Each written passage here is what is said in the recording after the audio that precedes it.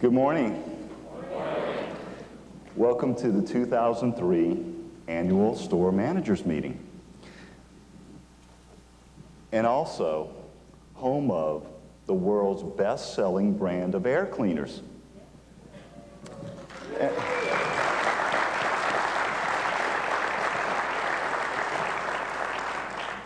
That's a quote from Consumer Reports. So, there's a silver lining in every cloud, right? I think there's something, though, that's really important to take from that, that certainly was part of Consumer Reports' article. And I know we've all had to deal with some challenges in the stores, and I want to thank everybody for handling those so well and so professionally, because this is a product we truly believe in and we know it works. It's an outstanding product, and it wouldn't be the best-selling brand of air cleaners in the world if it didn't. Our customers have made that decision. They see that the product works. We have a theme this year about passion for excellence, and I don't think there's a better example than when we look at this particular line of products and realize that we invented this product. It was just an idea. We found out a way to get it manufactured. We marketed it, we sell it, and most importantly, we stand behind it. We stand behind it because we believe in it. It's a great product. This is really what we're about. This is the whole thing about passion for excellence. We believe in something. It can be a thought. It can be anything, and we make it happen. We've done it time and time again. The whole philosophy is what this company was based on and built on.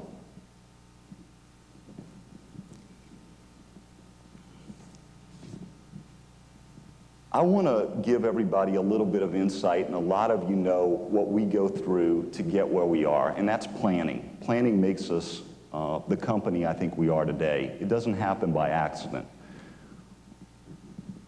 We start out at the beginning of every one of our physical years going to a strategic planning meeting where we get some of the top executives together in the company, Richard, Tracy, and we go someplace and we basically get in a room and we have a neutral facilitator. We've used a person named Marilyn Snyder, who is wonderful for the past years, and Marilyn helps get us on track and helps us do our planning. She's totally neutral. She encourages us to think. She allows us to come up with fresh ideas, and she helps us see them through. So through a great deal of planning, we end up achieving certain goals in this company. A few years ago, we planned to be a $500 million company. One of our goals was to reach $500 million in sales. Last year we did that. We accomplished that goal. That's a great accomplishment, and each and every one of you played a part in it, getting us to that point. So thank you very much. We have a very aggressive goal over the next 3 years. Our goal now is to become a $1 billion company within 3 years. And looking at the results for the first part of this year, we're actually a little bit ahead of schedule. So we're doing a great job. And I believe we can certainly achieve that goal. A little bit about store growth and where we are right now. You know, a year ago we opened 20 stores in the company. And that was for 2002. 20 stores. We didn't have 20 stores. Well, we had 20 stores exactly, I think, when I started with the company. So we literally opened more stores last year than we had when I started. I know a lot more than maybe when Brian started or a lot of other people. This year we're going to open 25.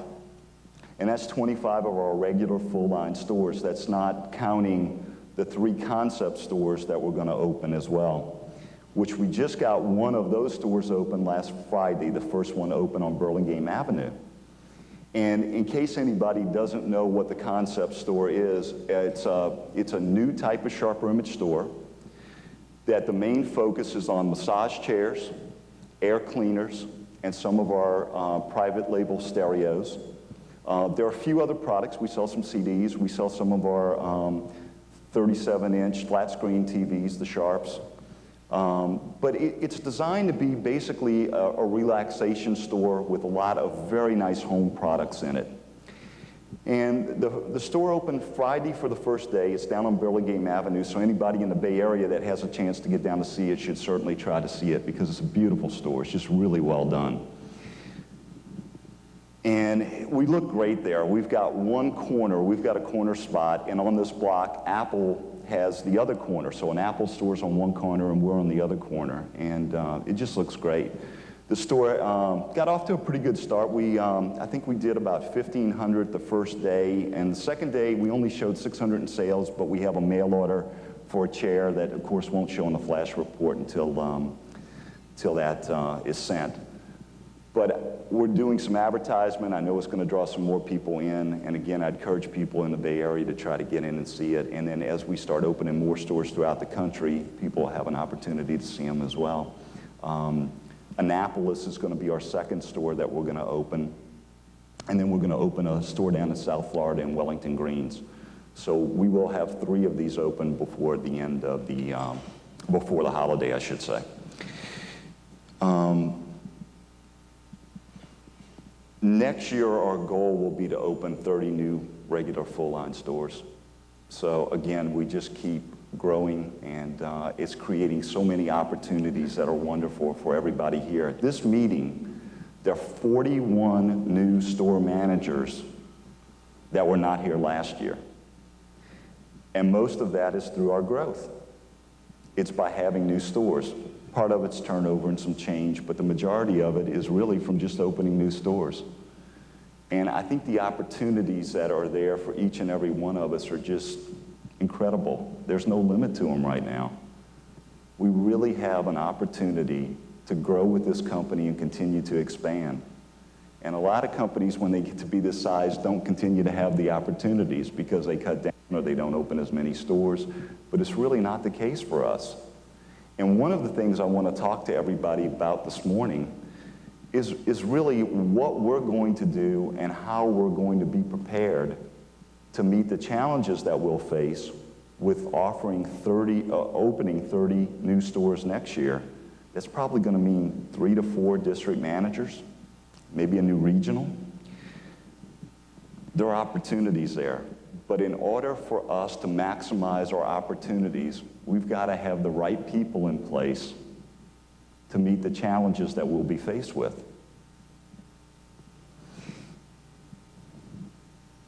I hate to use the recruiting word, but we do need to use it a little bit here. We've got to at least talk about it. We have to be focused on finding people every day. I'm asking each and every one of you, no matter what you're doing, if you go to get a bite to eat at a restaurant and the waiter does a great job, maybe you leave them your card, maybe you mention where you work.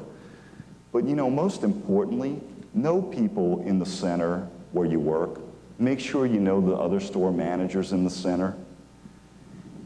Recruiting is not walking out and stealing somebody from another retailer. It's not what it's about. It's not you've got to sneak around in a store and try to slip somebody your card. It's about networking. It's really about just finding out who is around in your mall, who runs the other stores, know their names. Just get to know people. It's really all it's about, is getting to know people. And the more people you get to know, the more opportunities you will have when we are faced with a need for people, which is now. So I really need everybody to get out, shake some hands, get to know your neighbors, get to know other people. It's a great way to make things happen as far as recruiting is concerned.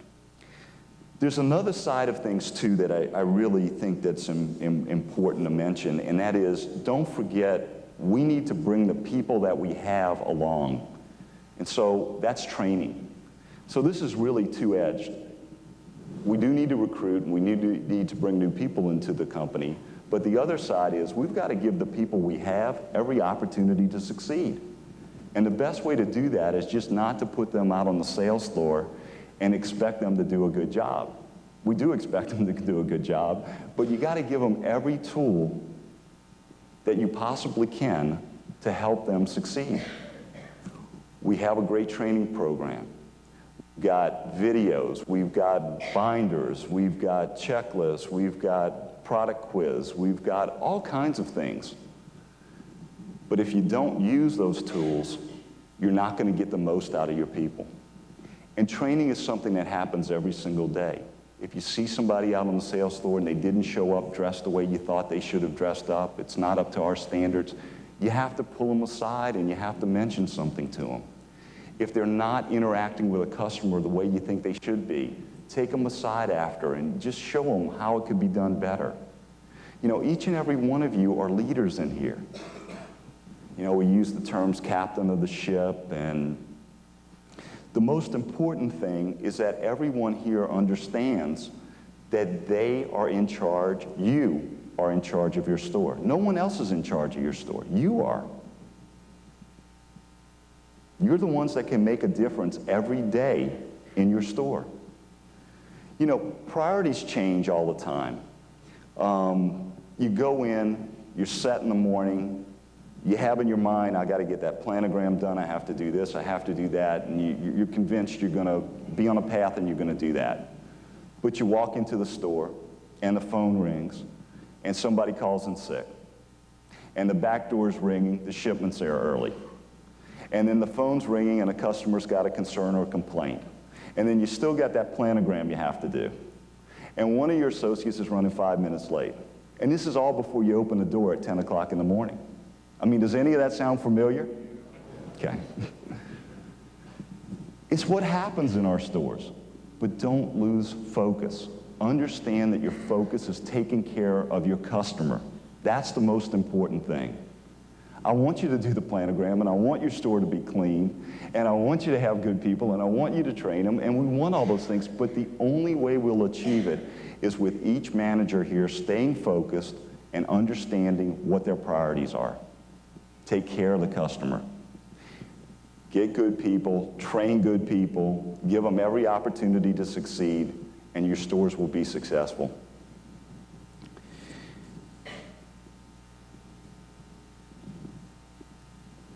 You know, this is not a job that anybody can do by themselves. Every manager here, and certainly every district manager here, relies on the strength of everyone that works with them. You're only as good as your weakest link. You really are. You need good people to help you get the job done. You can't do it any other way. I certainly rely on a lot of people to make my job a little easier. Sometimes it's a little easier than others, but I can tell you this, that without surrounding yourself with successful people, it's very difficult, if not impossible, to be successful. So what I am asking for this holiday season, and certainly into next year, is every individual in this room's help in making this happen. It's the only way we're going to be successful. Together, we can definitely make it happen. If there's anything I'd like you to take away, and we're going to get a lot of information in this meeting, a lot of good information, the entire meeting, and there are going to be a lot of things you're going to take home. Hopefully you take good notes, because there's an awful lot to remember.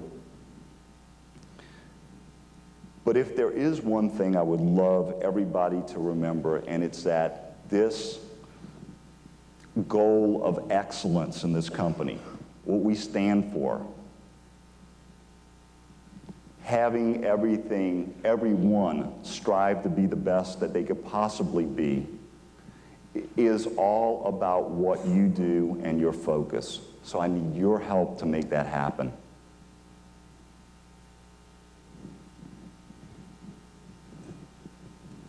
Thanks, everyone.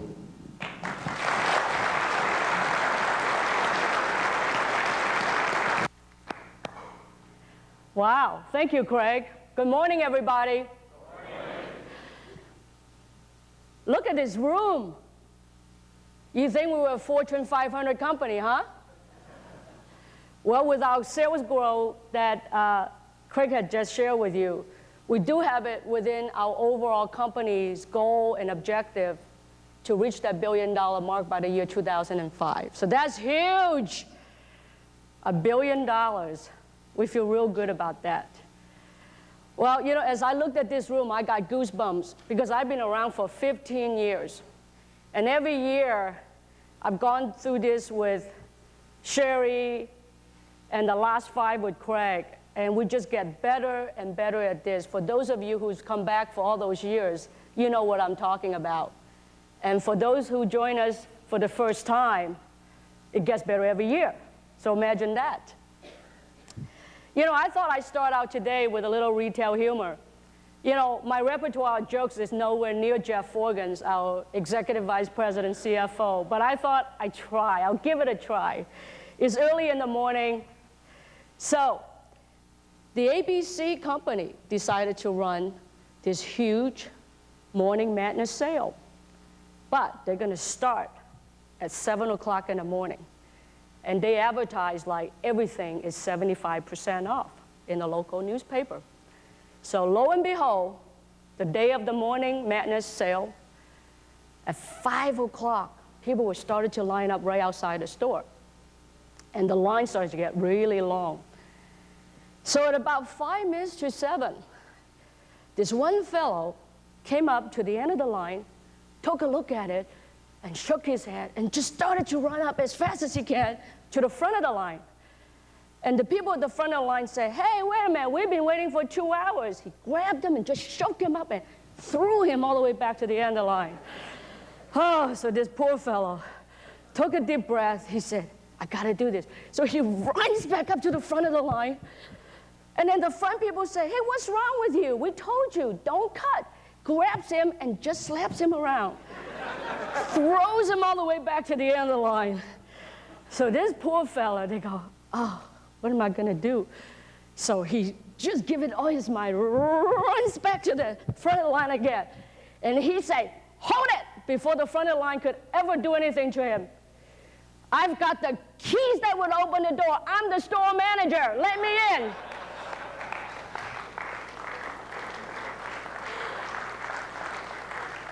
I hope your mornings are not quite that eventful.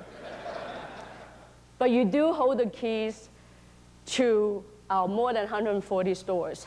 You are the captain of that ship, as Craig has said to you. We said that last year, we said it the year before. You're the owner. Out there at the SHRP Image land where we build beautiful stores and run an excellent customer service level, they don't get to see Craig. They don't get to see me. That's probably a good thing. They don't get to see Richard. But on an everyday basis, they see you. You are the SHRP Image. So just remember, next time you have that morning sale, no, just kidding. We promise we will not run those morning madness. And if we did, we'll give you a security guard. How's that? Well, what's interesting is that as we go through our growth plan, it is a very cohesive, multi-selling channel strategy. We have been talking about this now for the last 8 years. Since 1995, when the internet came along, we have always been a multi-channel retailer. We've always started with the catalog business, and then we added stores very quickly. So we're ahead of the game. When the internet came along, we say, what better way to continue to expand the ways we reach our customer? So to us, it is all a synergistic, integrated selling organization at the SHRP Image. All of the things that we prepare, the poster graphics that you see here, all the creative assets, all of the advertising, all the merchandising planning, all of the retail support, all of the financial support, all of the facilities support, all are designed to benefit the stores, the catalog, all the direct response, as well as internet. So what I would like to share with you today is a set of business initiatives to provide you with an overall view of what is the SHRP Image doing. The stores account for 60% of the total revenues. And then the catalog and all the direct response, which includes solo mailer, newspaper ads, any type of radio ads that they come through, those are all direct response venues. And then the balance of 15% is made up by the internet. Now, we have two other selling teams here today, and that is the corporate marketing team as well as the wholesale team. The wholesale team makes up about 3 to 5% of our business, and the corporate marketing team, well, guess what? They drive business in all the selling channels. They feed into stores, catalog, and internet, and they make up about 8 to 10% of that $650 million revenue base. So you can see how it all integrates together. You know, we have a slide that covers the business initiatives, and one of the very first ones you can see, you know, as Craig said, we go through a strategic planning process every year, and we formulate the key items that would allow us to meet the goals. We have several goals, not any one of them are more important than the other, and one of those was to grow our business to $1 billion in this 3-year time frame. And we say, well, how do we do that? Because you have to have a plan. If you don't have a plan, you're not going to reach your goal. Why do you look at your sales plan every day? You want to match it up so that you know by midday, if you got 4,000 in out of the 6 that you're supposed to do that day, you got a good shot at making the day plus a little bit more. We're all human beings. Goals and objectives are very important. We know what we try to get to. And I know this team here, once you know what you try to get to, you will try to surpass it. So we talk about new stores and remodels. Our goal is to have 15 to 20% unit growth. So last year, on a base of 129 when we started the fiscal year in February, we're retailers, so we start our fiscal year in February, to grow 15 to 20% unit growth on top of that 129. You know, we are solid with 25 new stores opening this year. That, as I mentioned last evening, is a record again. We broke a record last year. We're going to break the record again this year. And what did Craig said earlier? How many stores for next year? 30. Does that set another record if we do it? Yeah. So you can see the momentum, the sales are all supported by great products, great marketing, great advertising, great customer service.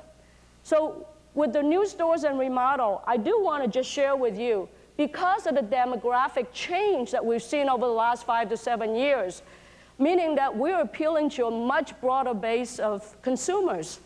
With our price points going from $20 to $2,000, there is a lot of people that can really enjoy and afford the Sharper Image products. I mean, as you look around, even some of these glossy posters here, you know, you could have a great product for $40, for $50. So our mission that we set back about 5 years ago, at that time, we really looked at that mission statement and said, we can't do that. That's not the Sharper Image. That mission statement said, Sharper Image for everyone. And do you know something? By gum, I think we're doing it. Sharper Image is for everyone. The women shoppers are broadening to about 50% of the total purchasers. The age demographic is just slightly younger with our internet shoppers. And because of the product mix, it is so relevant to people's everyday life. No longer are you looking for that one thing for someone who already has everything, that looking at things that you can't afford. That is not the Sharper Image today. The Sharper Image today has great item, useful, fun, make your lives more enjoyable and easier, and it's all affordable. Because of that, the new stores venue for us have really broadened as well. In fact, I apologize to Robert in advance. We're going to make fun of Peoria. Where is Peoria? Bill? Bill Baker knows where Peoria is. It's in Illinois. Well, Peoria, Illinois would be one of those locations. If you looked at this from 7, 8 years ago, we'd be shivering. We'd say, oh my goodness, we really couldn't support a store there. But because of the products and the demographic change, that is supported by our excellent level of customer service. It works. It's going to be a great store. That town has been yearning for a sharper image. So what is that? It is a lifestyle center that isn't in a Grade A metropolitan city. You know, we all love New York, we all love San Francisco, we love Beverly Hills, we love Dallas, we love Houston. There's all this metro out there, but what is exciting is this new venue that's opened up to us. It's exciting to the corporate marketing team too, because the more stores we have, the more they can sell into those locations. In fact, I'll share one with you. It's not quite a done deal yet, and Jeff made me promise not to talk about it, but I have to. You know, we are going to be opening a store in the state of Iowa, Davenport, Iowa. You say, where is that? Well, that's almost Illinois. It's actually at the border. It's called the Quad City area. And when we looked at the demographics, it's totally befitting to the sharper image. And guess what? We have a secret weapon. We have mail order sales that's already told us the propensity for sharper image products. And we always use that as a guideline as we evaluate each store location. So Grade A centers, we're going to go after those like we always have, the powerful regional malls. But lifestyle centers that are outdoor presents a great opportunity for us. At the end of my portion of the presentation, I'll have a little treat for you. You see what I'm talking about. Pay attention to some of the things that you're going to see. It may look very different if you are used to, you know, running a Tyson's Corner, or you're used to, you know, running a King of Prussia, or, you know, Santa Clara here at Fashion Valley. But it's opened up a world of opportunity for the sharper image to have those venues available to us. Freestanding locations. We're quite a draw with our own advertising. We push people into our stores. And in terms of remodels, I took a count. We have 41 stores in the sharper image store family that are in the gray format. We are studying hard at the renewal dates. As we extend each one of those locations, we will build them out to the white store format. But you know what? The productivity of our gray stores are great. So I know now in every district manager has a combination of white and gray stores. So it is kind of a challenge because you have to look at planograms both ways. I think Mary may be the only one that finally got her last store in District 7 to be in the white store format. So she's our first runner into the all-white store district. But believe me, the commitment is so strong to quickly convert those. But it will take over the next 24 to 36 months as we negotiate with the landlord community. Let me move on. Sales initiatives on the new generation of Ionic Breeze and GPs. It is so exciting. You know, we have taken that technology, as Craig said, taken it from just a science project all the way to a very relevant, desirable, applicable, everyday consumer product that is totally unique in the marketplace. Of course, the advertising support that we put behind it has been phenomenal. Probably over $100 million plus over the last 5 years have been put behind the Ionic Breeze technology. So we are asked the question all the time, internally and externally, what are we going to do? Well, you've seen what we've done over the last 24 months already. We introduced the GP. There was trepidations about that taking sales away from the Quadra. Well, guess what? There's a whole new consuming public that wants that $500 model with the UV protection. So we can see technology can build on itself and continue to help us propel comp store sales. And as you see, we just introduced, just a couple of months ago, the desktop GP. Well, I believe that product is going to be huge this holiday season. It's going on this month's catalog as we speak. That will be in-home in the next day or so. That will drive a lot of excitement in your store. It answers another need for people's personal space.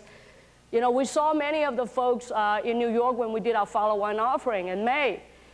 And some of the big investment houses, as JP Morgan and Goldman Sachs, when they saw the original production unit of this Ionic Breeze Desktop GP, they were in awe. They say, where can I buy 200? Can you make me a deal? I said, yes, called corporate marketing. We can definitely pursue those venues. But then there are so many of those folks that have seen our unit that lives in New York, San Francisco, will be going into your stores, Dallas, Houston. I mean, they're going to come in and say, what is this desktop GP unit? I mean, it is so unique, and it answers a particular niche again in the air purifier business. So we're working hard in the next generation.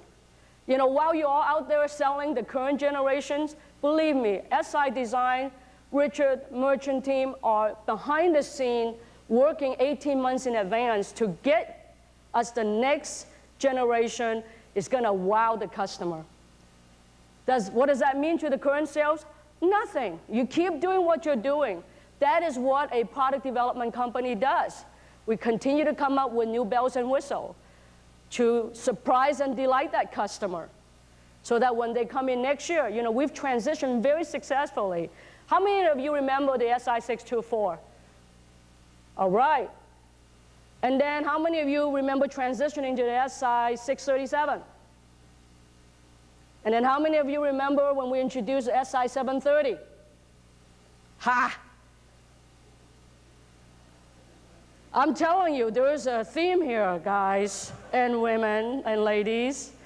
We keep doing it, and we keep doing it better. So be aware there's a huge amount of effort being spent in coordinating the advertising, the sales contest for you, all the signage, all the verbiage, all the scientific testing data is being done behind the scene vigorously so that we'll be ready to launch in 2004. And in terms of customer service, special focus on the IB products, both in stores and on phones. You have to see this to know that the company runs as one cohesive unit. We look at the stores, bringing in 60% of the revenue, very important, but so are the other selling venues. So when we have an initiative like this, it's going to have a security blanket over all of you, all of the selling approach to the customer. We don't care if the customer gets the catalog and they say, we show them all the store locations. They say, oh, I'm going to go down and visit the Peoria store they just opened. Or some people, quite frankly, don't want to drive that distance, and they want to pick up the phone and call the 800 number. Or vice versa. Our catalog is such a huge vehicle in driving sales in all the selling venues. So when we talk about customer service, it is a uniform dedication and commitment for our signature line of Ionic Breeze products. By the way, the log memos that the retail administration team puts out to you are just excellent, excellent sales and training material. For those of you who might be new to your role as a store manager, please, please, please take advantage of that. A lot of thoughts go into that. You should see how many rounds of review we go through before those memos go out. It goes through our marketing, it goes through our merchandising, it goes through our legal review.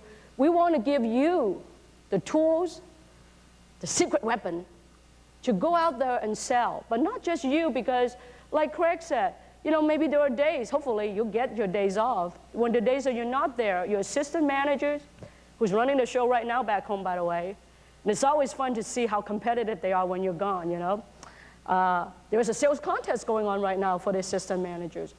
Your assistant managers, your senior sales associates, train them, encourage them to study up on that material, because we try to get it as condensed and understandable as possible. We give you the sound bites.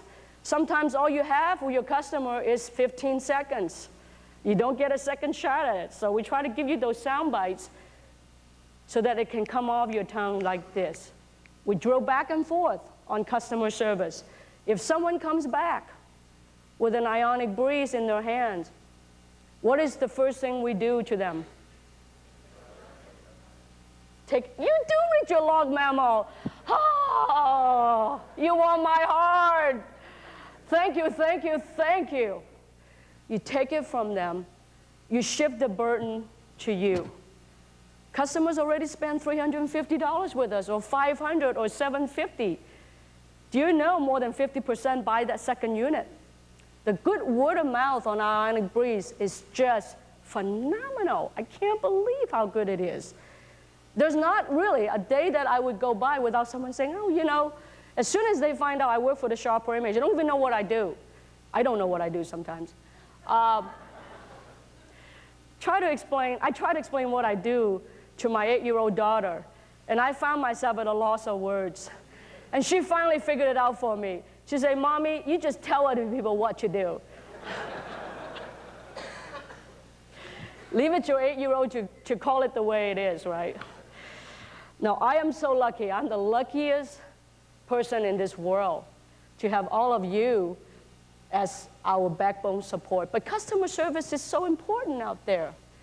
You have to manage the expectation out there. You know what? When I get on the phones and do call monitoring, and when I do store visits, 9 out of 10 times, believe it or not, customers will want less than what you're ready to give up. It is really listening to them, how you can resolve the situation.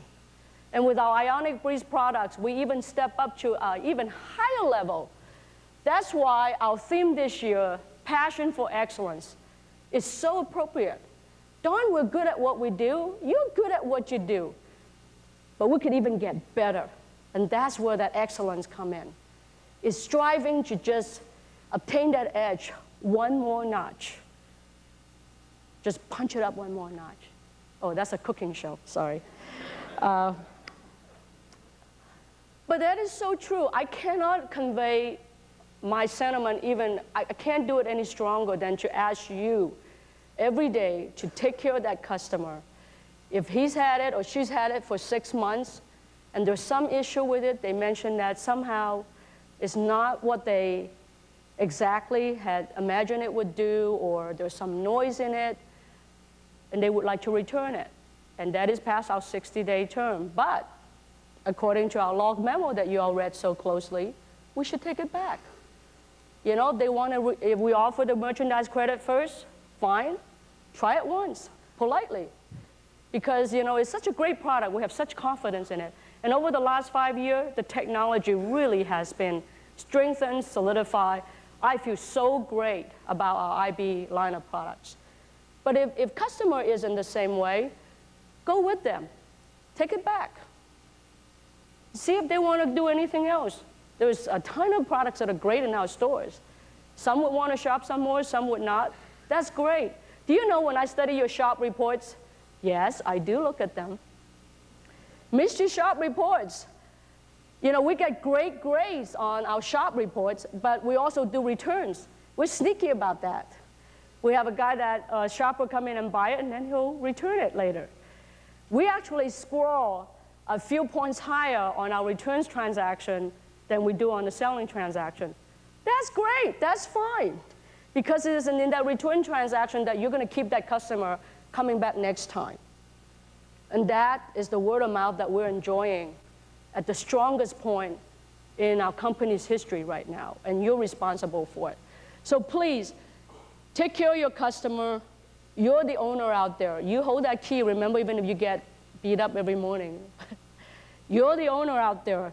You have to make decisions. You check with your district manager. They're great resources. Every Monday morning, I hear what's going on now in the stores because you are sharing the points with your district managers. It gets bubbled up very quickly, whether it's a merchandising discussion, product development, quality, any situation gets brought up. Many of them will get resolved right away. Some of them will take a day to think over because it could be complicated. So please share those with your district manager and your regional managers, because if we don't know, we can't do. And this is a powerful team that runs behind the scene at the corporate office, at the distribution centers, out in the field.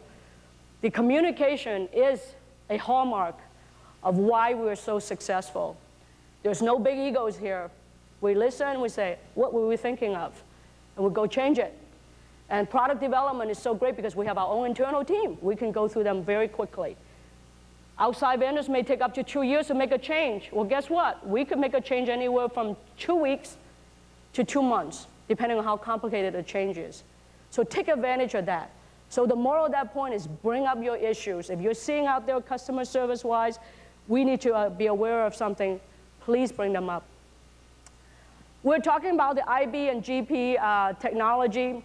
I talk about in the second point of the scientific testing. The testing, the scientific documentation is a focal point.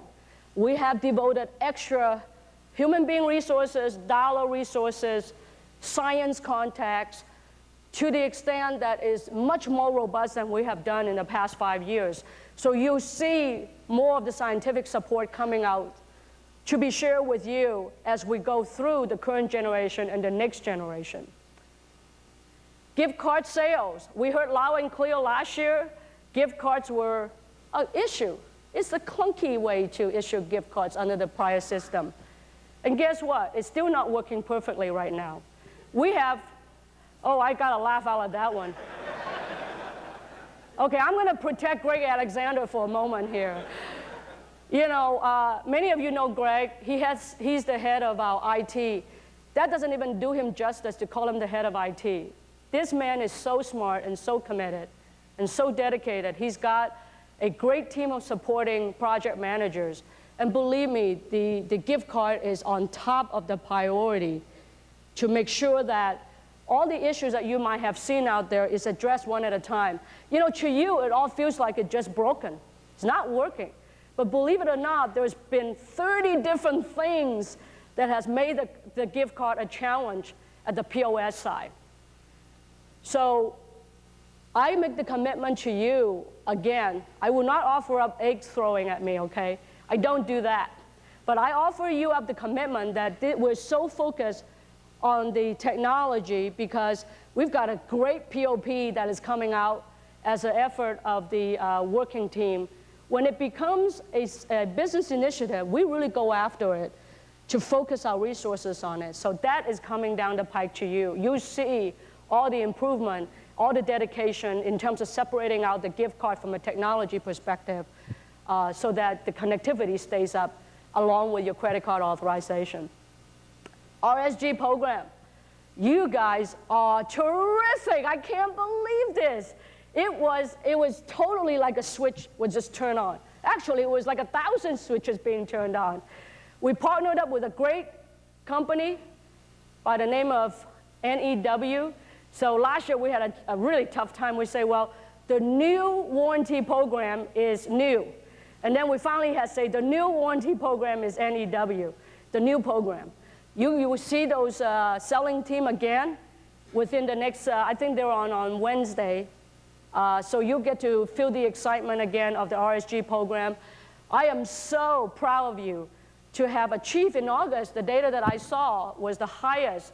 We did the 2.5% company-wide, so congratulations. That is really exciting. Now, going forward, we have another quick slide here. We talk about the ionic breeze being a key technology for us and a key line of product. We have been testing the kiosks. The kiosks really have performed very well, the program. It serves a couple of purposes. It serves a purpose for us to see whether a particular center has the propensity, as well as by a mail order indication, to be a good store for us. But also, just the kiosks themselves generate great revenues, and to be able to focus in on it. And we thank you for the district manager's leadership to make sure that those kiosks are supervised and well-run, and they present a different set of opportunities for us as well. So we will continue to look at those carefully to use it for the dual purpose. In terms of our DC expansion, many of you have told me you worship Barry Jacobson. Where's Barry? Yeah. Hey, Barry, stand up, please.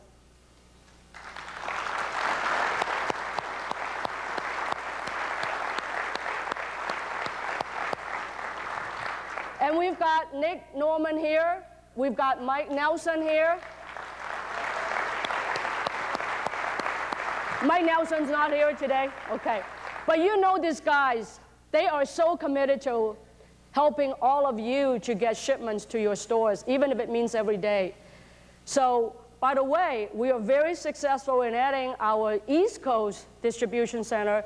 Barry will share more information with you in Richmond, Virginia. So you see what's happening. We've got West Coast, we've got East Coast, we've got middle of the country. Basically, every point will be covered by 2-day ground service. both through the UPS as well as the truck lines. That's going to be a huge efficiency saving for the SHRP image. So in terms of our internet and our auction business, Susan will share a little bit more details with you. We are on eBay in terms of our auction as well as our own SHRP image site. It's a great way for us to move through connecting with the YYY and ZZC. Those are the reconditioned to light new or almost new condition. So those venues really keep your stores nice and fresh. We move out all of the returns and we push it through the auction and the outlet store online as well as our 3 physical outlet stores. So that's worked extremely well. In terms of our international business, many people have asked us, why don't you do more internationally? Well, we are doing more. In terms of our website business internationally, that has grown by 100% since last year. We have so many opportunities here in the United States. We're going to pick and choose from a wholesale perspective and the web perspective how we are going to progressively increase the international presence. And you know what? Actually, on the questions that you submitted, product instructions and packaging were in a number of them. We have been on a very, very good path to continue to improve the instructions in the SI products as well as the private label products. For instance, we've incorporated a quick start sheet so that right up front, people can see within 5 or 6 or 7 steps right away how to get the unit operating. Sometimes the most obvious, they miss, right? How many customers come back and say, well, I can't turn it, it's not working. Sir, you tried turning it on? I know you don't say that. You do not say that. You say, oh, let's take a look at this. Oh, well, let's see, okay, let's turn that on and say, oh, okay, it's turned on. Let's play the CD. It plays. Wow. This is great. The saying, I know it's an old retail saying, the customer is always right. The customer is always right. But instructions are very important. And as you see the product packaging, there's a lot of resources that we put into it. Richard personally leads the effort in all of the packaging design along with the creative team. That's why when you look at our stores today, that's why it looks so good. It's pretty terrific. So you can see in just a short summary of what your entire teammates are doing from the distribution, from the marketing, from the selling perspective, from products. There's always a hustle and bustle that's going on to support what's going on out in the stores. I didn't see any heads nodding off, so I think I accomplished my mission this morning. And it is 10 o'clock. I think we're scheduled for a little break. A 15-minute break. There's still coffee and refreshments out there. We'll see you here back at 10:15, and we'll be ready to do introductions. Thank you. What a great group.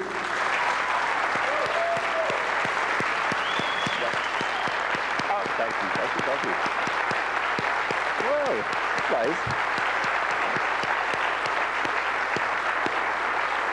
All right, let's get going. Thank you.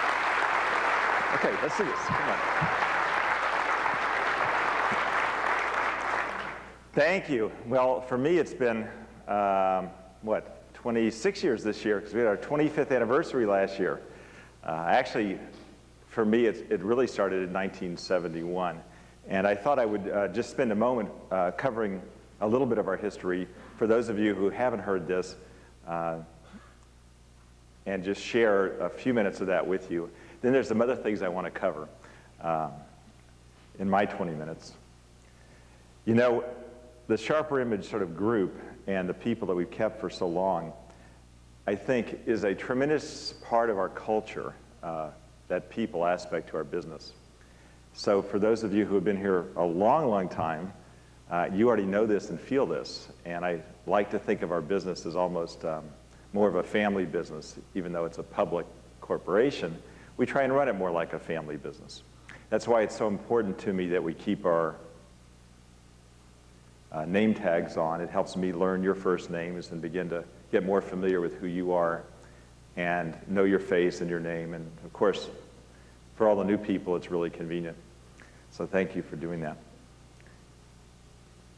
real quickly, the quick history. I came out here from Little Rock, Arkansas in about 1971.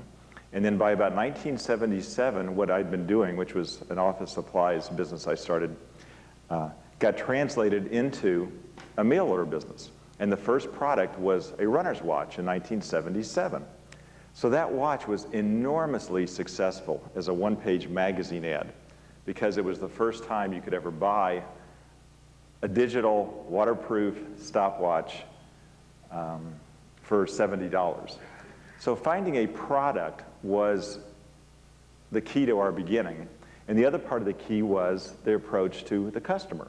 Like Tracy said, we really made an effort to keep people totally satisfied.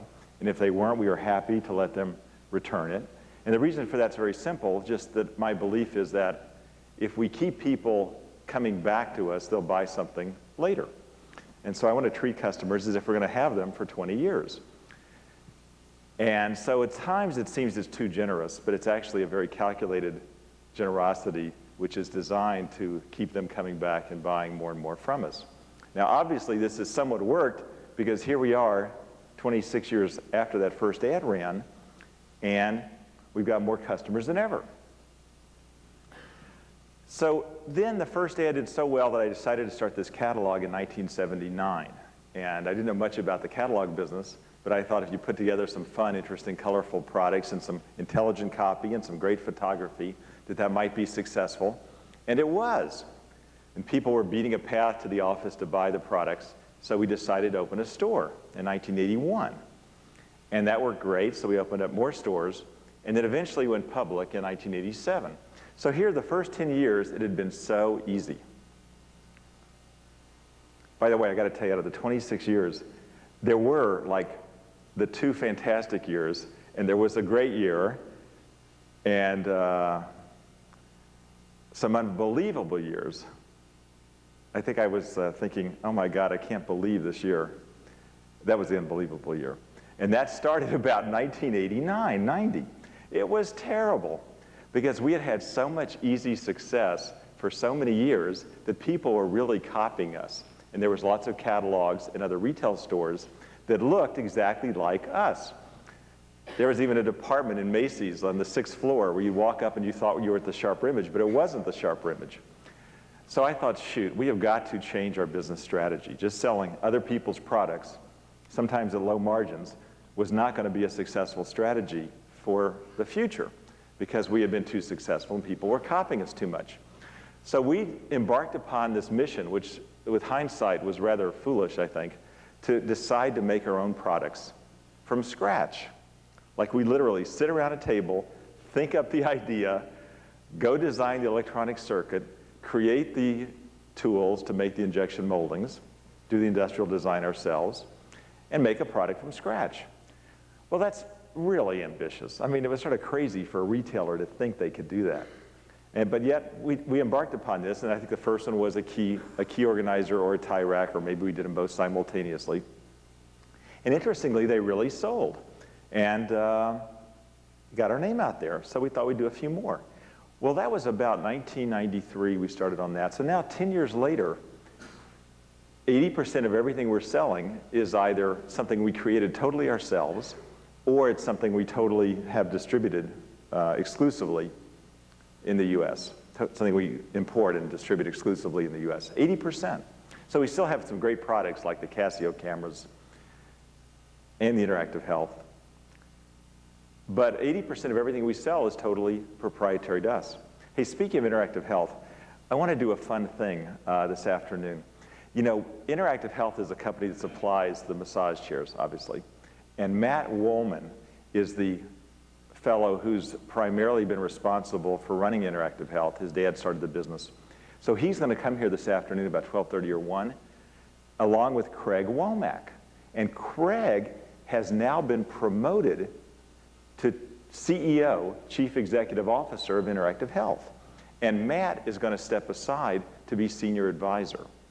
So he'll still be connected with the company, but he won't really be employed there because he's decided, I think after so many years, 2 decades of traveling to China and traveling to Europe and always traveling, he wants to spend a little more time with his family.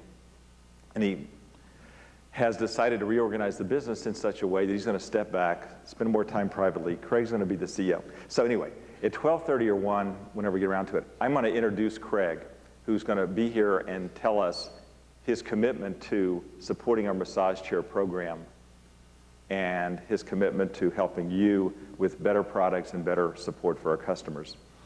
And I'll introduce him. And then at the end of Craig's presentation, I'll introduce Matt.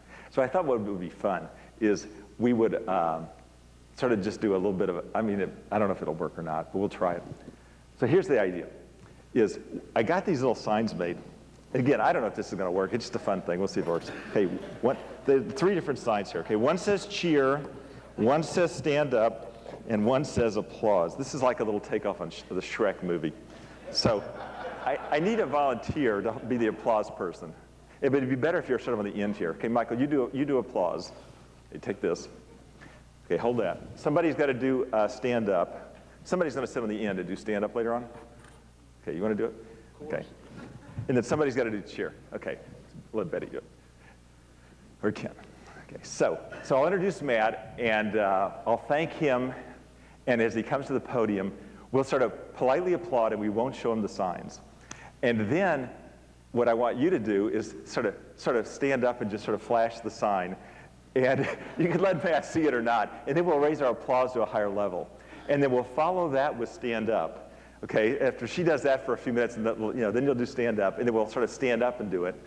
And then we'll do cheer. We'll sort of just like hoot and holler a little bit. And I don't know if Matt will think it's corny or think it's funny, but I think it's sort of neat. So let's just try it. Okay. So hold on. Okay. So we'll keep the sign on our laps. We won't show them. Okay. So then we'll say, and so Matt, you are the best. 20 years of building our massage chair business. We appreciate you so much. I want you to say a few words to us. Okay, we'll politely applaud, and then we'll just do this real quick right now. Okay, so we politely applaud. Okay, and you stand up and go. Okay. And then you do this. Okay, here we go. Okay. Okay. And then you have to really. Okay. Okay, perfect. Is Steve in the room? One of the executives from Interactive Health, Steve, is also here. So good. I'd rather they didn't know about this. So let's just try and, you put the sign wherever you want or put it on the floor underneath your chair. Don't show them. And so you'll turn it face down later on when they're here. Okay, so that'll be fun. And we'll thank Matt. And I think it's great for Craig, who, by the way, for those of you who don't know, Craig at one time was our Chief Operating Officer and President, and did a great job and worked for us for, 12 years, 13 years? And now he's moved up from Chief Operating Officer to Chief Executive Officer of Interactive Health. So his commitment to us is really great, and we're always working to strengthen that friendship because we want to have a competitive edge against Brookstone and Hammaker Schlemmer and stuff.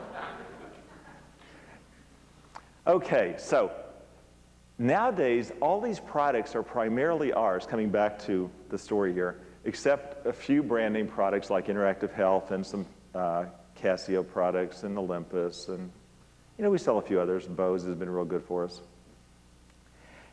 And as we got into make your own products, obviously, you know this already, and Tracy touched on it, we've really broadened our appeal, our demographic appeal, our price points, and that's what's let us expand our store network.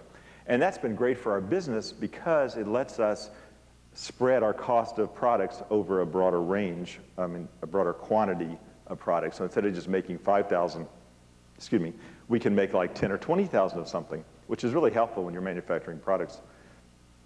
And in today's retailing environment, that is truly the key to survival, is to have a unique product mix so that nobody else can easily come into your marketplace and take over your marketplace. So this is sort of the strategy of our business today. Yes, we sort of sell products that make your life easier and more enjoyable, but there's also a strategy to have differentiated product offering that's original to us, that no one else has, and that's what lets us protect our place in the marketplace and be somewhat, I won't say invulnerable, but compared to most businesses, it's very hard to compete with us because our head start is so huge in this culture of making products. Now we probably made 200 different products, and it's very hard to catch up with us. And then the other part of it, which Craig was touching on, is that it's so important that we have the right people skills. Because sometimes our products are in a competitive marketplace. Gosh knows the Ionic Breeze is one of the most competitive marketplaces there is. And so one reason people buy from us is obviously because we support things so well. I mean, let's just use cars, for example. Obviously, to me, I'm very conscious of the relationship I have with my dealer, and if they treat me well, and if I come in and things are taken care of. And if a new car maker came along and didn't have as good a service, they could have the same exact car. They could even maybe offer a slightly better car, but I just may not want to go there. The perfect example in my neighborhood is the Volvo dealer. They are just the worst. I mean, I've never gotten good treatment there, and I wouldn't consider buying a car from them. I can't take the inconvenience of the service. I had a good example yesterday, a real life example. I went to Long's drugstore, and it took 45 minutes at the prescription counter to pick up a prescription for my family. And I was so ticked off, and they were so polite but indifferent. They just didn't put out any sort of help whatsoever. And when we talk about being the captain of the ship, I thought how badly they needed a captain of their ship yesterday at this counter, because they were just sort of giving me the runaround. The first guy said, oh, we can't find the prescription. And the second lady said, well, maybe it's on the recorder and we haven't checked the recorder. And I said, well, would you check it? And they go, yeah, okay. And they check it, and I've been there for 15 minutes. They go, yeah, it's on the recorder. Come back in 15 minutes. And I come back in 15 minutes, and there's a line now of 5 people. And you know, like this is like in that movie where you're like in line at like, Beetlejuice, where they're died and they've gone to, and it's like take a number and your number's like 999,000, you know. That's how I felt. So there's 5 people in line. I'd been there literally half an hour, 45 minutes. And I said, you know, you give me, I didn't say that. I said, sir, could you please just take mine now, since I've been here longer and not making me wait for all these 5 people? He wouldn't even look up from what he was doing to say no. He just ignored me like I was invisible. And that's okay. I mean, you know, they're just Long's drugstore. But if I had a choice of where to go that was more convenient, you bet I wouldn't go there again. So, yeah, one of our products. So I want to spend the last 10 minutes of my presentation talking about the Ionic Breeze with you, because this has become, obviously, sorry I've used the word obviously so much today, it must be nervousness. This has become one of our most important products, and it's a big part of our sales every day, and the competition is greater than ever. So I want to sort of just touch on this topic, because I think it's important that you have the confidence that I have of why we are so powerful in the marketplace, and if you don't have that confidence, maybe we can just share a moment revisiting it. You know, the air filtration industry was a really big industry before we started making our own product. Over the years, we've sold a lot of products like Honeywell and Bionair, and we sold those products for 20 years. And they're great products. Then we decided to make our own Ionic Breeze. So we did, and it's been enormously successful. And the reason it's so successful is because it has something the customer wants, which is low energy, silence, no filters to buy. You know this.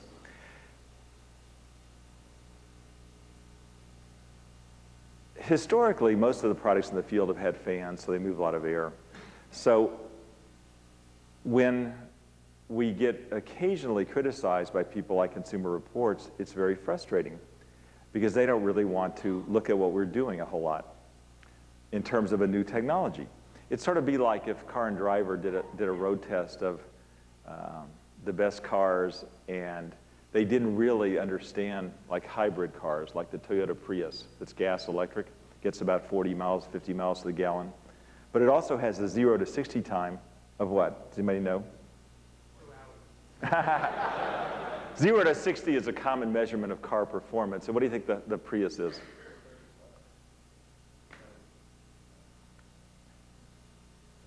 Yeah, it's about 12 seconds. There's a 12.3. So the Toyota Prius doesn't score very well in 0 to 60 times. I mean, a really fast car does it in 6. Maybe even 8 or 9 is not considered really good today. So if you only tested cars on 0 to 60 times, obviously the Prius wouldn't do very well, and yet it's probably the most important car in the marketplace today, if you're not aware of this, because it is the most successful of the hybrid cars that combine gas and electric, and the new generation Prius that's coming out in a few months is going to be a much better looking, better performing car than ever before. And this is the direction the world is headed, more fuel efficient cars. The ultimate technology may change, but it's very important that this type of direction is taking place, and the consumers really like it. The Prius hasn't exactly sold off the charts, but it's sold quite well, and it's a growing category. Let me tell you my one true story of Consumer Reports and cars that I do know about, which was in 1967. At that time, I was so fortunate. I was in college, but I was also working at night as the manager for Encyclopedia Britannica for the Great Books division for Connecticut. And so I was selling great books and managing some other salespeople. And I had enough money that I earned from doing this to buy a Porsche. I was so excited because 1967 Porsche was really becoming popular. And I remember I bought the Consumer Reports that year that tested the Porsche, and they did not rate it well at all because it was expensive. Back then it was about $3,500, which is hard to believe, isn't it? A Porsche for $3,500? Wow, brand new. But back then, that was the same price as the Corvette, plus $1,000, I guess. And then the Mercedes two-seater SL was about $3,700, $3,800. I didn't quite spend that much. And I thought the Porsche was more cool. But I read the road test, and it said that it wasn't a very good car because it had vibration, and it only had 2 doors. And for that much money, you know, they really didn't think 2 doors was very useful, especially given the cramped back seat. And if you know the Porsche, the back seat is really compromised. Hasn't changed much in almost 40 years. So and they said, you know, you should probably have the option of an automatic transmission. I remember this because I read it and I thought to myself, well, they're missing the point of the car. The car is supposed to be a sort of, you know, a little bit more rumbly. It's got a 4-cylinder engine at that time. Because it was air-cooled, it wasn't as quiet, and they rated it very poor on noise. And it only had 2 doors, yeah, that's true. And it didn't have any back seat room at all, hardly, even though it had 2 seats, suitable only for children, as I pointed out. They still repeat that criticism every time they test the car. And I just thought, well, they're missing the point of the car. And that's what's happened recently with this Consumer Reports story that came out originally in February of 2002. And then they repeated the test this year, this month, claiming that they had improved their testing procedures. But they really hadn't, because all they did was do the same test longer. But they didn't change the test, which is to measure how much air flows through or how much air is moved. So here's what I want to do for a quick exercise, and this will sort of begin to wrap up my part of the presentation, which is let's just take the 2 handheld mics. I want to volunteer, and I want somebody, if you don't mind, to ask or say the most aggressive, mean question you could say when you walk into the store thinking about buying or not buying, to be exact, an ionic breeze. And I want somebody else to volunteer to give the answer, just so we can sharpen our skills ever so slightly, because, I don't know if this exercise will work or not, but it's such an important thing for us. So who wants to ask a mean question? You'll be the customer, you walk into the store, say something negative, or ask something negative. Who volunteers? Okay, Chris. You gotta get the mic here from Sherry so we can get it. You guys got anything to clear the smell here in Brookstone? Does that really work?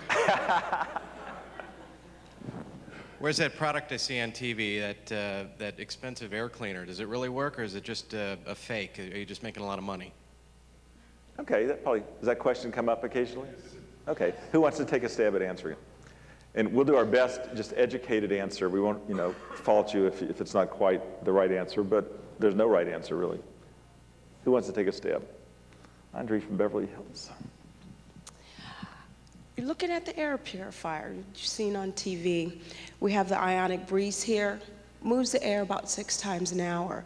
6 times an hour. We have the compact that'll move the air 3 times an hour. And we have our germicidal protection one, GP, that'll also move it at about 6 times an hour. Keep it on all the time. Move about any impurities or things that you have in the air. Clean it, depending on the environment of your room, every other day, once a month, once a week, depending on what you have going on. Okay.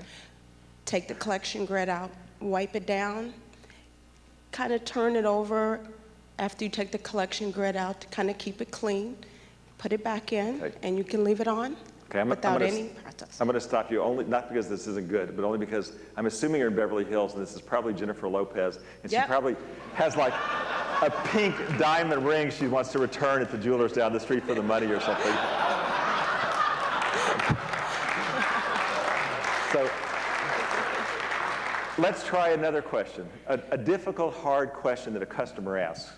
We got 2 mics here. Who's another person that could try a difficult, hard question? Okay, Ann? Since your product is a lot more expensive than the one at Radio Shack, why is yours any better? Who wants to take a stab at that one? It's easier to ask the questions than it is to do the answer, isn't it?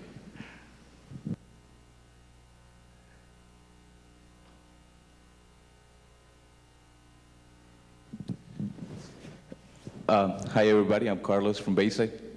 A question like that, usually I will answer it by taking the approach where I will try to get to know whether price is the only concern in the customer. So I'll ask a question such as, is price the only concern that you have about a product, or are you well familiar with a product?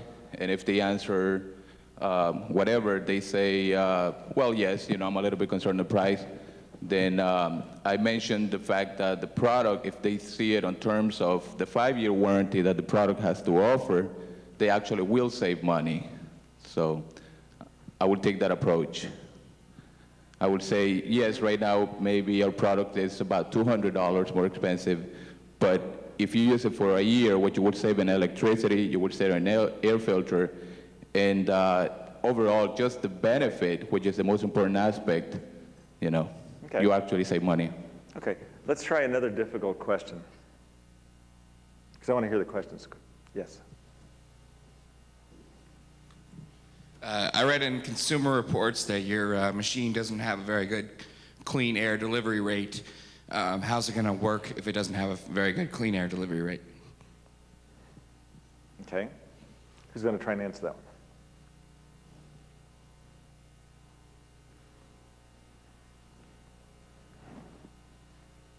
Well, our product's not designed to whip the air around really fast, causing all that noise that you don't like.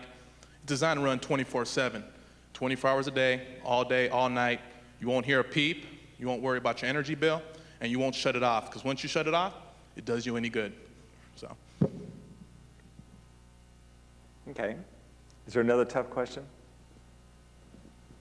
Ed there. I have an asthma condition, and will this trigger my asthma? My doctor's a little apprehensive about me purchasing this particular product, so am I going to be safe to use it? This is very good for me because this is really educating me to the key issues, which you hear them all the time, and I don't know how many of you are just being a little bit reserved and not wanting to speak up, but we'll maybe just rehash all these real quick. What would the answer be for this one? Somebody want to take a stab at it?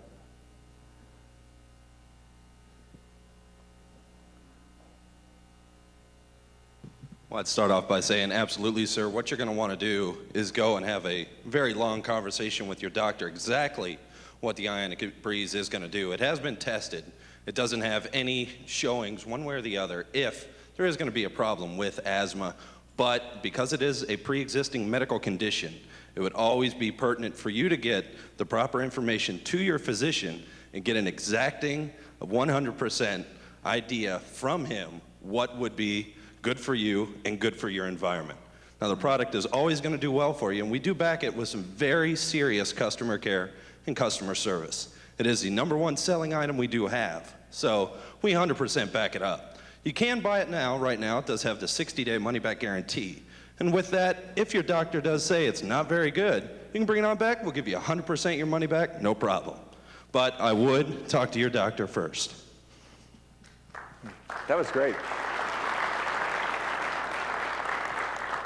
Well, I think what this is saying to me, and this is a real educational process, and we are working together to sort of make our business better and learn, it sort of says to me we have a certain amount, maybe, just having heard this a little bit, of maybe slight vagueness in our responses to individual questions. And if we have slight vagueness, and I'm not saying any one of you are vague, I don't mean to say that, you wonder how every single sales associate on the floor answers, these type of questions every day. And when we have 1,000, 2,000 people out there, I just wonder if we're able to control the quality of what we say.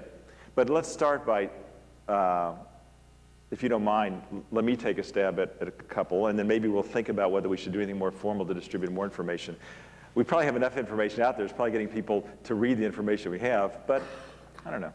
Let's take the last question first about asthma. One thing interesting that's going to happen in the next month, this is so exciting, is we have, and correct me, Tracy, if I'm saying this wrong. We might let Tracy hold the mic so she can jump in anytime.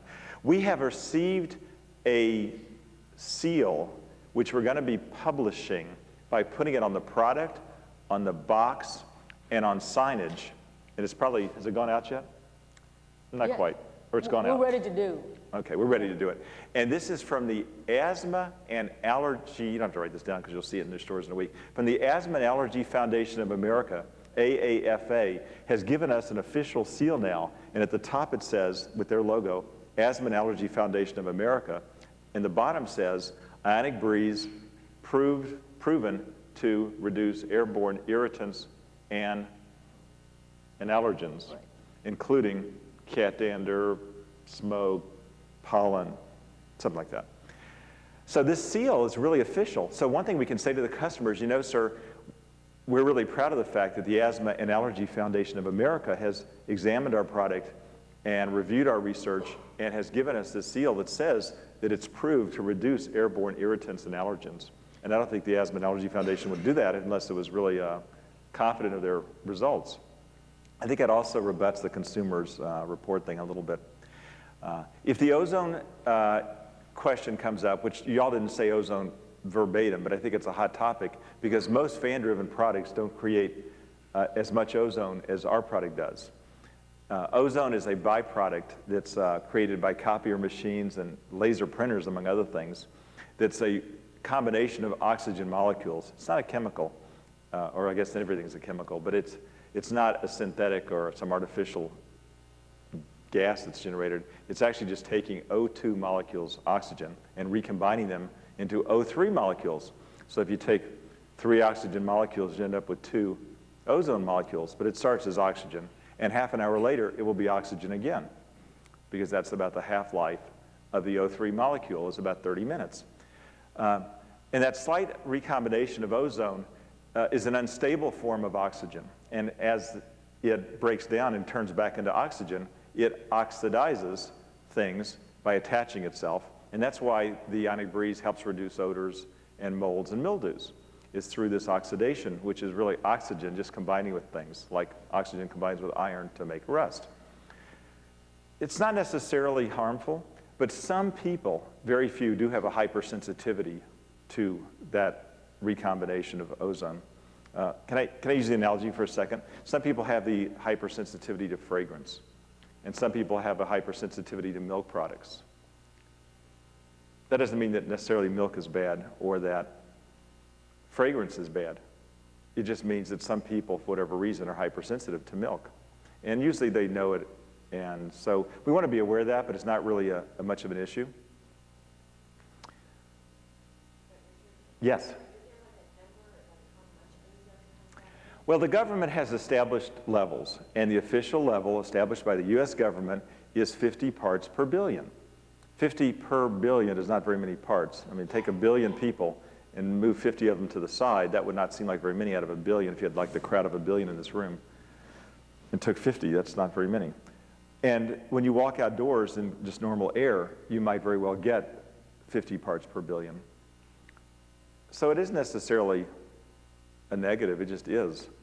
Just like there's nitrogen in the air and carbon dioxide in the air, and for most people, that's fine. For whatever reason, some people may have a sensitivity, and if you get too much ozone, it will begin to oxidize not only molds and mildews, it'll oxidize your throat. and you'll have a slight irritation because it's just oxygen is oxidizing whatever it attaches to and it's unstable. So to make a long story short, one of the good things about the competition that we're getting from other companies like a Radio Shack, or now there's a Hoover product, and now there's another one, Oric, is that people will begin to learn more about this technique of moving air. And coming back to the Toyota Prius, I think if hybrid electric cars were more popular, we'd probably begin to see more acknowledgement of the category. And they probably create ozone too, hybrid electric cars. But at any rate, I think the simplest thing when it's all said and done, if I were selling the product, is to say, you know, does it work? The obvious thing is you pull out these blades and you see what's on them every 2 weeks. And you say to yourself, gosh, I am so happy this is on the blades and not in my lungs.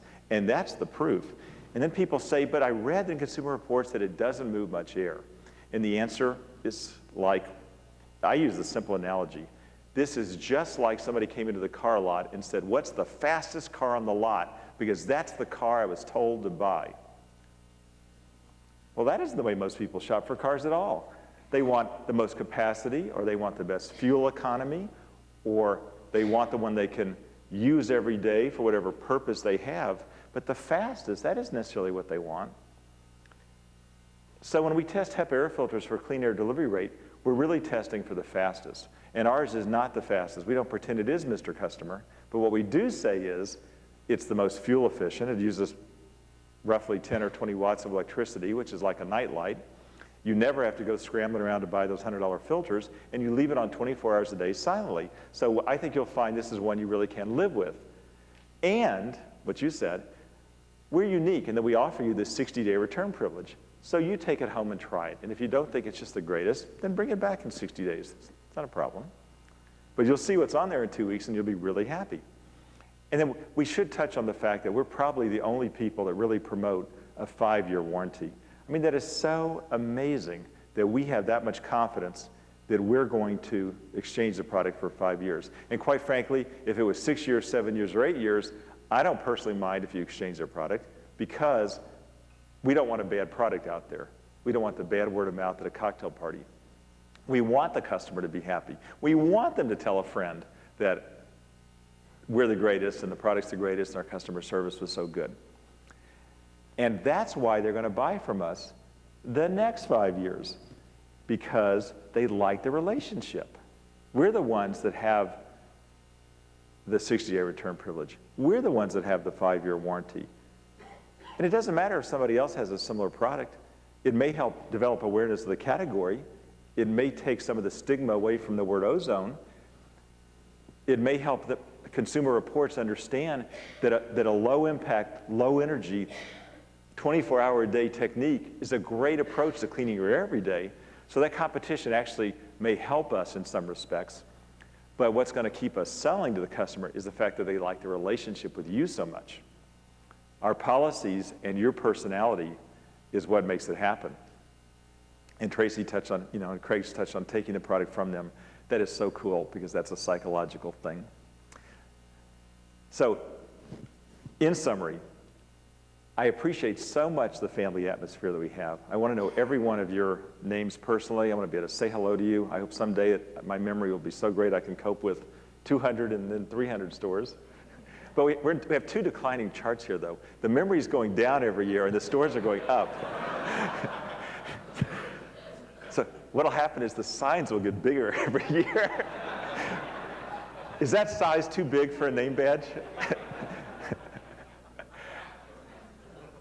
So we'll keep working on our camaraderie and our friendship, and your new people will, I hope, get immersed in this subculture of friendship and loyalty that we have to each other and supporting each other and being responsive. And to this extent you ever feel that we're not hearing your questions or we're not addressing your concerns, like some of the things that came up in the What's on Your Mind questionnaires, I think you just have to believe that I am telling you personally, we really do want to hear the problem. We may not solve the problem right away, but we definitely want to hear it. And if it doesn't get solved, we want to hear it again and again. So you could pass it on to your district manager, and they'll bring it up in our Monday call. You can, believe it or not, email Tracy, me, or Craig. Start with Craig. Then we want to work on our relationships with our customer and educating them. The captain of the ship doctrine, we've used that term a couple times today, so I just want to real quickly touch on it and then I'll conclude. That is that your store runs the way it runs. I walk in some stores and what I see is sort of two different types of things. Sometimes the store looks like somebody's actually running the ship. They're saying, you know, will you help this customer? Let me take care of this. Will you go in the back and get that? Somebody's actually running the ship. You walk in other stores, and you know what you see sometimes? Is the store manager typically will be at the register, and they'll have their head sort of buried in some obscure transaction that's important to them. And I know it is. But meanwhile, the store, it's like on autopilot, except the autopilot's not engaged. I mean, I'm lucky that I've had some flying lessons in a small airplane, you know, like 4 seats and a propeller. And what typically happens, it's happened to me, it's happened to everybody, is you're flying along and you're watching and you're checking all the controls and everything's perfect. And then what happens? Something comes up. So you take your hands off the controls momentarily, because the airplane's sort of flying along, and you look at the chart or you start fiddling with the radio, and typically what happens? Somebody want to guess? It slowly, yeah, Sam's the pilot, it slowly starts moving in some direction or another. After a while, it's veering off, and typically a lot of accidents happen because it keeps veering until all of a sudden it's like diving toward the ground. And this has happened to every pilot. And then you go, oh, shoot, and you catch the controls and you grab it again. This typically happens to airplanes that don't have autopilots because you're a student. The student pilot may be in a rental that doesn't have an autopilot. And this happens all the time. So just think of this when you go back to your store this Christmas. You're there.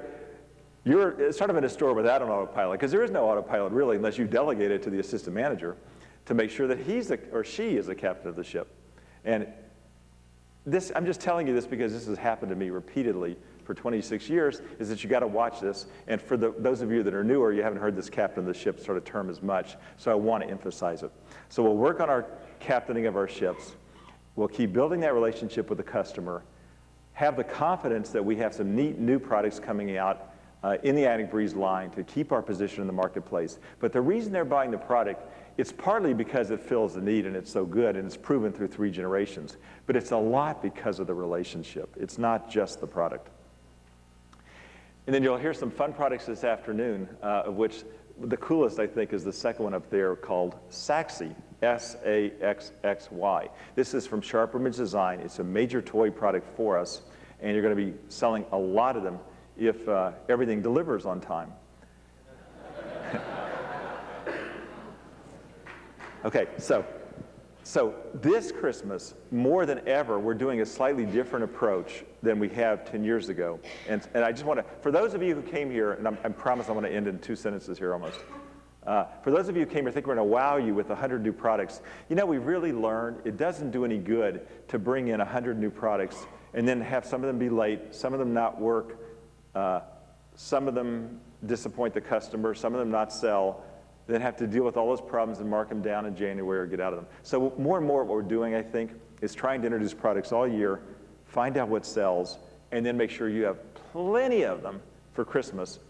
And we know we can buy aggressively because we'll be selling, by and large, the same products in January, February, March. So we can buy real heavy, we can hopefully keep you in stock, and therefore, I don't think the model of just wowing you with 100 new products at Christmas time is necessarily the best model. I think it's better for us to have some new products, and we do, but also to get proven bestsellers totally in stock and really promote the best-selling products. And if you saw the gross profit contribution, you'd realize it's important to have the sexy, fun products, and we do, like the nose hair trimmer and the jukebox. We do have some of those sexy, fun products, like Saxy, but we also really need to just, if you knew the numbers, and I'm sure you do because you see them every day, a lot of the best-selling products are the ones we're going to make sure we've introduced, sure the bugs are out, and sure they're delivered for Christmas. All right. You're about to embark on one of the most challenging things you'll ever do. Sitting through 3 days of listening to SHRP Image executives talk to you. That is hard to do, especially sitting down. But we'll have a lot of fun. You'll learn a lot. We are so happy you're here, and we appreciate the relationship, not just with our customers, but with you. So thank you, and we'll have fun with Matt this afternoon.